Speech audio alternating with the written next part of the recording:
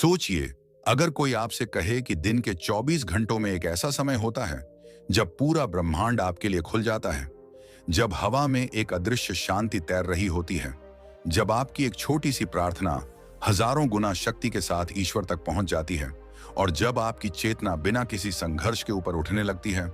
लेकिन हम में से ज्यादातर लोग उस समय को सोते हुए बर्बाद कर देते हैं और फिर दिन भर थकान, बेचैनी, डर और खालीपन महसूस करते रहते हैं।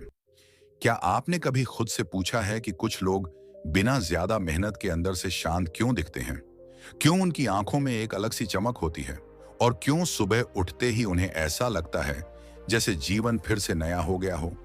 इसका उत्तर किसी किताब में नहीं छिपा, बल्कि उस समय में छिपा है जिसे हमारे अर्षियों ने ब्रह्म मुहूर्त कहा था। ब्रह्म मुहूर्त कोई साधारण समय नहीं है। यह केवल सुबह जल्दी उठने की आदत नहीं है। यह वह द्वार है जहां से मनुष्य ईश्वर की ओर पहला कदम रखता है। प्राचीन ग्रंथों में कहा गया है कि यह वह क्षण होता है जब सृष्टि की ऊर्जा सबसे शुद्ध होती है, जब प्रकृति स्वयं ध्यान की अवस्था में होती है और जब मनुष्य का मन सबसे कम अशांत होता है। लेकिन आज का इंसान इस रहस्य को या तो जानता नहीं है या जानकर भी अनदेखा कर देता है, क्योंकि उसे लगता है कि यह सब केवल पुरानी बातें हैं। पर क्या आपने कभी महसूस किया है कि सूरज उगने से पहले का समय कितना अलग होता है? हवा में एक ठहराव होता है, एक मौन होता है, जैसे पूरी दुनिया कुछ क्षणों के लिए सांस रोककर खड़ी हो। यही वह समय है जब आपके अंदर की आवाज सबसे साफ सुनाई देती है। लेकिन समस्या यह है कि हमारा मन दिन भर की भाग दौड़, मोबाइल की स्क्रीन और अधूरी इच्छाओं से इतना भर चुका होता है कि हमें यह मौन डराने लगता है। इसीलिए हम उससे भागते हैं। हम देर रात तक जागते हैं और सुबह उस समय को खो देते हैं जो हमें अंदर से बदल सकता था। आशी मुनियों ने कहा था कि जो व्यक्ति ब्रह्म मुहूर्त में जागकर अपने भीतर झांकता है, वह धीरे धीरे अपने कर्मों के बंधन को ढीला करने लगता है। लेकिन आज हम केवल परिणाम चाहते हैं, बिना प्रक्रिया को अपनाए। एक बहुत गहरी बात है जिसे समझना जरूरी है। ईश्वर बाहर नहीं बैठा है कि आप दिन भर चिल्लाते रहें और वह सुन ले। ईश्वर का अनुभव भीतर होता है, और भीतर जाने का सबसे सरल मार्ग ब्रह्म मुहूर्त है, क्योंकि उस समय मन स्वाभाविक रूप से शांत होता है, सांस गहरी होती है और विचारों के बीच की दूरी बढ़ जाती है। आप अगर ध्यान न भी करें, केवल उस समय शांत बैठ जाएं, तो भी कुछ बदलने लगता है। लेकिन अधिकतर लोग यह सोचकर हार मान लेते हैं कि ध्यान करना बहुत कठिन है, जबकि सच्चाई यह है कि गलत समय पर किया गया ध्यान कठिन लगता है और सही समय पर किया गया ध्यान अपने आप घटित होने लगता है। आपने गौर किया होगा कि रात में जैसे जैसे समय बढ़ता है, मन भारी होता जाता है, विचार अस्त व्यस्त हो जाते हैं और शरीर आलस्य से भर जाता है। लेकिन ब्रह्म मुहूर्त में ठीक इसका उल्टा होता है। शरीर हल्का होता है, मन साफ होता है और आत्मा जैसे बोलने को तैयार रहती है। यह कोई कल्पना नहीं है, बल्कि हजारों वर्षों की अनुभूति का सार है। हमारे अर्षियों ने यह समय ऐसे ही नहीं चुना था। उन्होंने प्रकृति के साथ चलना सीखा था, और प्रकृति इस समय मनुष्य को अपने सबसे करीब आने देती है। लेकिन यहाँ एक रहस्य छिपा है जिसे बहुत कम लोग बताते हैं। ब्रह्म मुहूर्त में ईश्वर से जुड़ना केवल आंख बंद करके बैठ जाने से नहीं होता। ये एक आंतरिक स्थिति है, एक भाव है, एक समर्पण है। अगर मन में अहंकार भरा हो, अगर भीतर जल्दबाजी हो या केवल शक्तियां पाने की लालसा हो, तो यह समय भी व्यर्थ चला जाता है। इसीलिए बहुत से लोग कहते हैं कि वे सुबह उठकर भी कुछ महसूस नहीं कर पाए, क्योंकि उन्होंने केवल शरीर को जगाया, मन और भाव को नहीं। जब आप ब्रह्म मुहूर्त में पहली बार जागते हैं तो शुरुआत में यह कठिन लगता है। शरीर विरोध करता है, मन बहाने बनाता है। लेकिन यही पहला द्वार है जहां अधिकांश लोग हार मान लेते हैं, और वही लोग आगे नहीं बढ़ पाते। जिन्होंने इस शुरुआती प्रतिरोध को पार कर लिया, उनके लिए धीरे धीरे यह समय सबसे प्रिय बन जाता है, क्योंकि तब उन्हें बाहर की दुनिया से नहीं, बल्कि स्वयं से मिलने का अवसर मिलता है। कल्पना कीजिए, एक ऐसा क्षण जब चारों ओर शांति हो, कोई आवाज नहीं, कोई अपेक्षा नहीं, कोई दबाव नहीं, केवल आप और आपकी सांसें। और उसी मौन में अगर आप ईश्वर को पुकारें तो वह पुकार खोती नहीं है, क्योंकि उस समय आकाश भी सुन रहा होता है, पृथ्वी भी सुन रही होती है, और आपकी चेतना भी पूरी तरह उपस्थित होती है।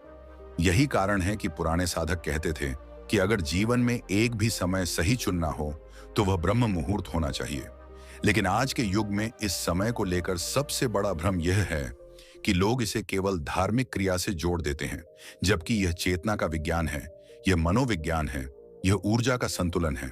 जब आप इस समय जागते हैं तो आपका दिन अपने आप व्यवस्थित होने लगता है, आपके निर्णय साफ होने लगते हैं और आपके भीतर एक स्थिरता जन्म लेती है जो दिन भर बनी रहती है।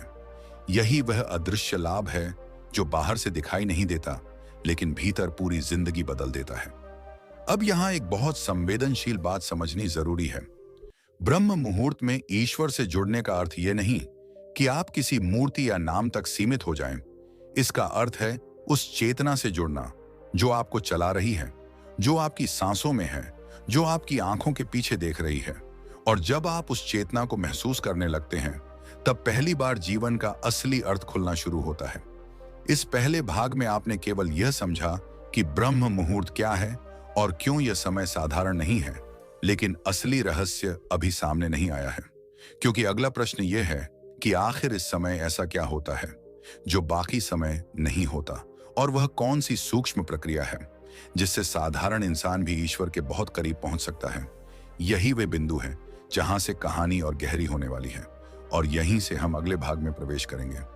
जब कोई व्यक्ति पहली बार ब्रह्म मुहूर्त में सच में बैठता है तो उसे लगता है कि कुछ खास नहीं हो रहा।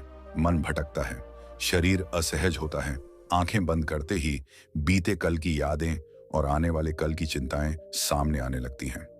यहीं पर अधिकतर लोग यह मान लेते हैं कि यह सब उनके लिए नहीं है, लेकिन सच्चाई यह है कि यही वह क्षण है जहां से असली साधना शुरू होती है।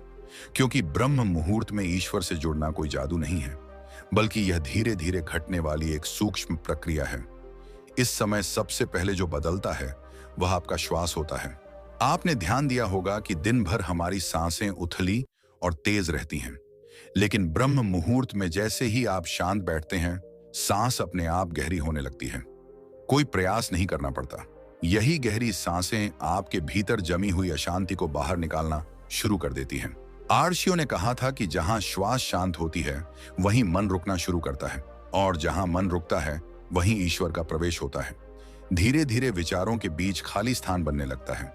पहले यह खालीपन कुछ क्षणों के लिए आता है, फिर चला जाता है, फिर दोबारा आता है। यही वह अंतराल है जहां अधिकतर लोग डर जाते हैं, क्योंकि मन को शोर की आदत होती है, उसे लगातार कुछ न कुछ चाहिए। लेकिन इस खालीपन में ही वह द्वार छिपा है जिसे योग में ब्रह्म द्वार कहा गया है। यह वही क्षण होता है जब व्यक्ति पहली बार खुद को शरीर और नाम से अलग महसूस करने लगता है। अब यहाँ एक बहुत गहरी बात समझना जरूरी है।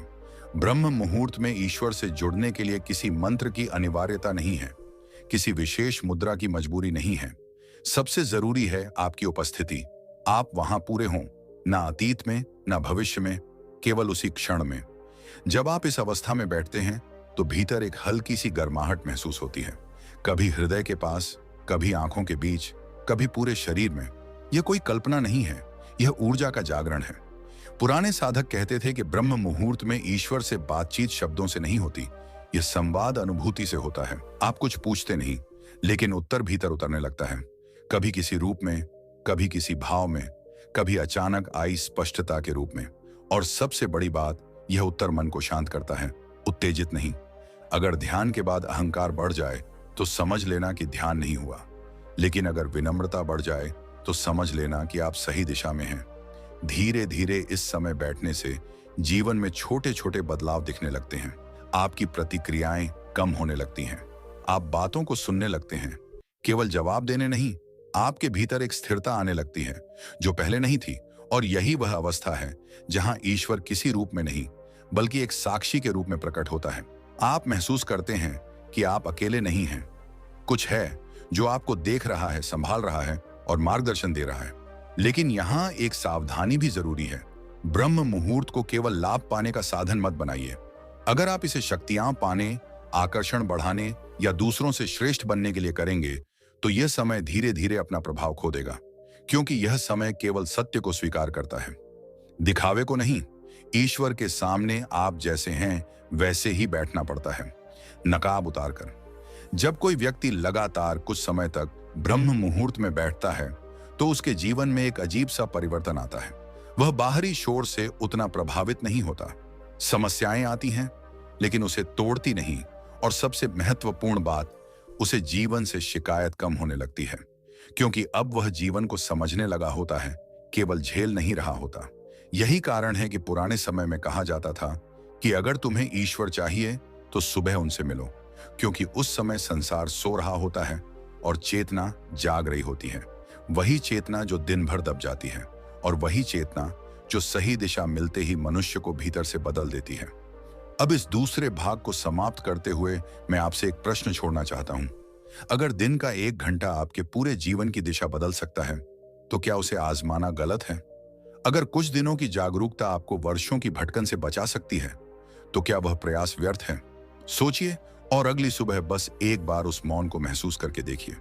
अगर इस वीडियो ने आपके भीतर कुछ हिलाया है, अगर कहीं ना कहीं आपको लगा कि यह बात आपसे ही कही जा रही है, तो इस वीडियो को लाइक जरूर करें, अपनी भावना को कमेंट में शब्द दें, और ऐसे ही गहरे और जागरूक करने वाले वीडियो के लिए चैनल इंस्पायर्ड डेप्थ को अभी सब्सक्राइब करें।